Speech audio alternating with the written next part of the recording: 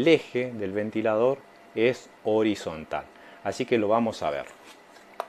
Como pueden ver,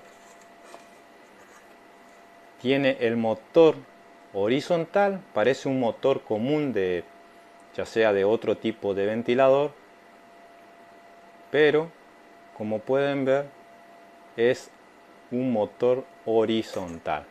Digamos que si nosotros aguantamos el eje, a ver si lo ponemos así, y hacemos girar la campana,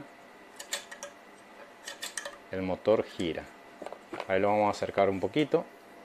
Tenemos esta parte que tiene como una goma, es una ruedita que va al eje del motor y va apoyado por la campana del ventilador, que en sí esto es todo plástico,